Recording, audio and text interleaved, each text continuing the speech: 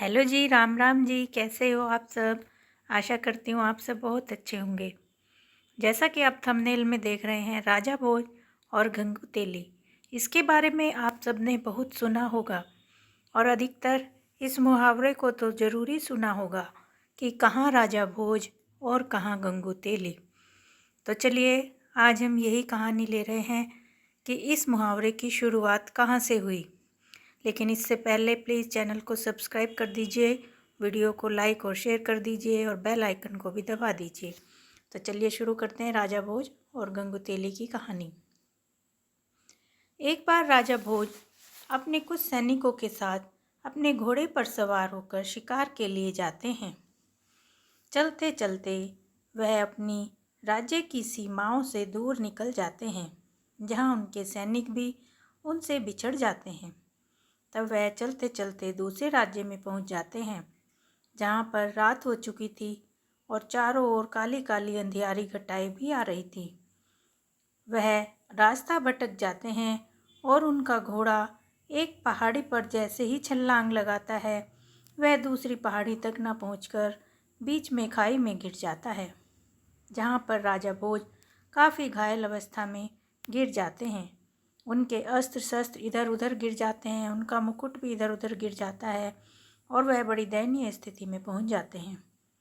तभी वहां उस राज्य के सैनिक आते हैं और राजा को उठाकर दरबार में ले जाते हैं। उस राज्य का राजा जब उसको देखता है तो पहले तो उसको यही लगता है कि यह किसी अन्य देश का राजा है, परंतु बार बार पूछे जाने पर भी राजा भोज अपना मुंह नहीं खोलते हैं। वह बिल्कुल चुप रहते हैं। सभी यह समझने लगते हैं कि यह कुछ बोलता नहीं, यह याददाश्त खो चुका है। तब वह उसको दूसरे राज्य का सैनिक समझकर खूब यातनाएं देते हैं, लेकिन वह तब भी कुछ नहीं बताते हैं।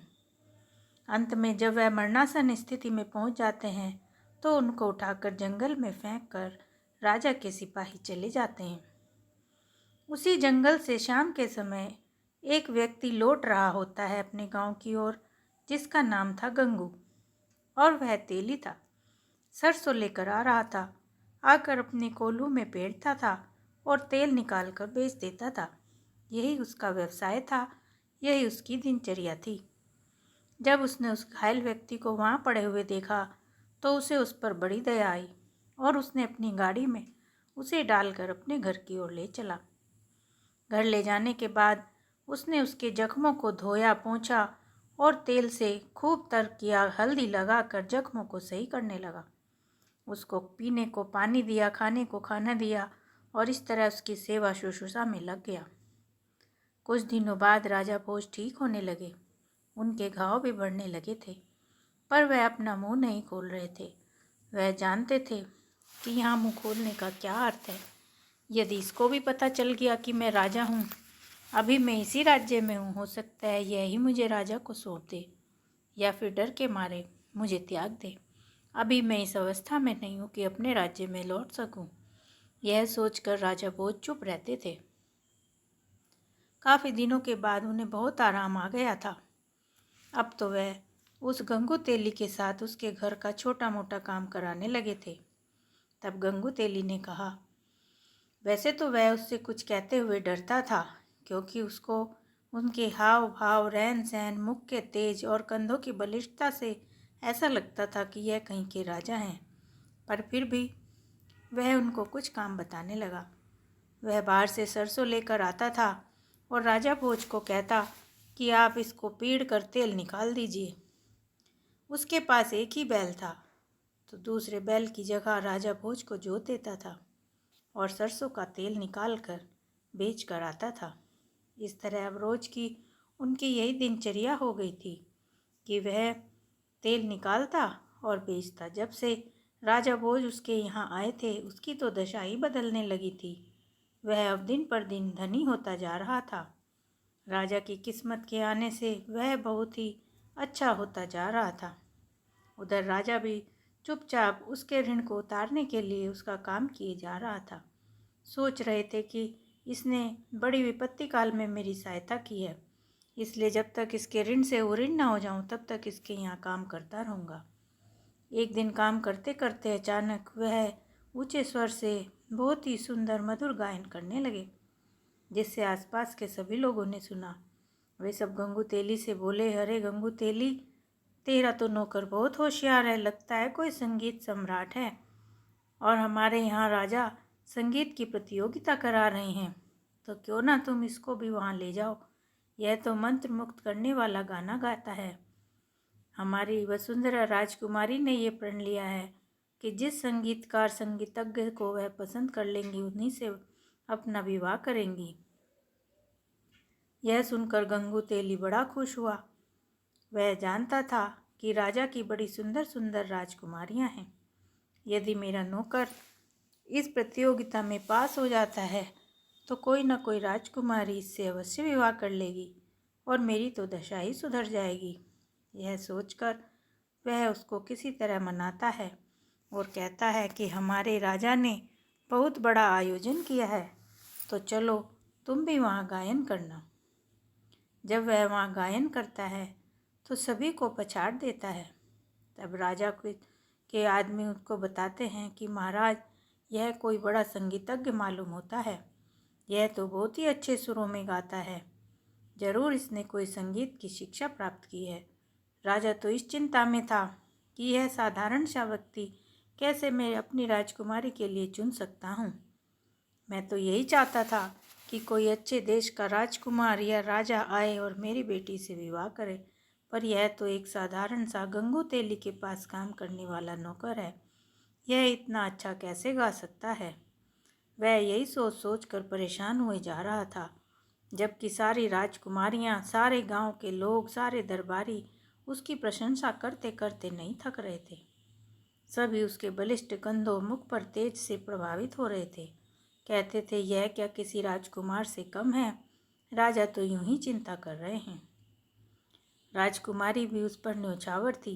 कहने लगी, पिताश्री, मैं तो इसी व्यक्ति से विवाह करूंगी, क्योंकि ये संगीत के बहुत बड़े मर्मज्ञ हैं।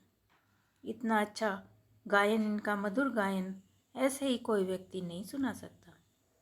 तब राजा को बड़ी चिंता हुई। राजा के पास 4 बहुत वेद पाठी ब्राह्मण थे। उन्होंने एक एक कर उनसे बुलाकर पूछा कि इस संसार में सबसे ज़्यादा धार्मिक राजा कौन है। तो धर्मगुप्त ने बताया कि सबसे धार्मिक राजा इस समय राजा भोज ही हैं। फिर उन्होंने कर्मगुप्त को बुलाया। कर्मगुप्त ने भी उनको यही जवाब दिया कि कर्म करने में उत्तम इस समय राजा भोज ही सबसे उत्तम है। इसके बाद उन्होंने फिर अन्य ब्राह्मणों को भी बुलाया कि कौन सत्य बोलता है, तो सबने यही कहा कि महाराज, इस समय राजा भोज ही यहाँ पृथ्वी पर सबसे सत्य बोलने वाले, कर्तव्य पथ पर चलने वाले राजा हैं। वह ही सबसे उत्तम राजाओं में श्रेष्ठ हैं। यह सुनकर उस राजा को बड़ा दुख हुआ। वह सोचने लगा कि यदि वह है तो मैं इस प्रकार किस तरह अपनी पुत्री का विवाह इस साधारण से व्यक्ति से कर दूं। तभी राजा ने जब उनको संशय में देखा तो राजा भोज ने कहा कि महाराज, यह चारों सत्य कह रहे हैं, लेकिन इनसे भी ऊपर एक बात मैं आपसे और कहना चाहता हूँ। तब महाराज ने कहा कि क्या तुम इन चारों वेदी पाठी ब्राह्मणों से भी अधिक अच्छी बात बताने वाले हो। तब राजा ने कहा, हाँ प्रभु, मैं मानता हूँ कि इन्होंने जो कुछ कहा है वह सत्य है, पर इनसे ऊपर एक बात और है, वह है भाग्य और भावी। भाग्य और भावी को हम कहते हैं, जिस प्रकार भाग्य प्रबल होता है, कई बार ऐसी होनी हो जाती है जो हम जानते भी नहीं, कई बार अनहोनी हो जाती है जिसका हमें अंदेशा नहीं होता। तो हमारे भाग्य में जो बधा होता है वह कर्म से भी ऊपर हो सकता है। हम चाहकर भी अपने प्रारब्ध को नहीं बदल सकते। इसीलिए इन ब्राह्मणों के साथ सहमत होते हुए भी मैं इस अपने पक्ष को रखना चाहता हूँ। यह सुनकर राजा बड़ा खुश हुआ। तब उसने पूछा कि यदि सभी ब्राह्मणों के अनुसार मेरी पुत्री के भाग्य में राजा भोज हैं, तब मैं कैसे तुमसे इसका विवाह कर सकता हूँ। तब राजा भोज ने अपनी सत्यता प्रकट की और कहने लगे, महाराज, यही तो मैं कहना चाहता था कि भाग्य बड़ा प्रबल है। भाग्य ने मुझे यहाँ लाकर आपके राज्य में किस किस तरह से डाला है वह आप सब जानते हैं। मैं ही राजा भोज हूँ। यह सुनकर वह राजा तो बड़ा प्रसन्न हो गया। कहने लगा, वास्तव में भाभी बड़ी प्रबल है। प्रारब्ध के सामने हमारा कोई वश नहीं चलता। और बताओ, कहाँ राजा भोज और कहाँ यह गंगू तेली? इसने तो राजा भोज से भी चाकरी करा ली।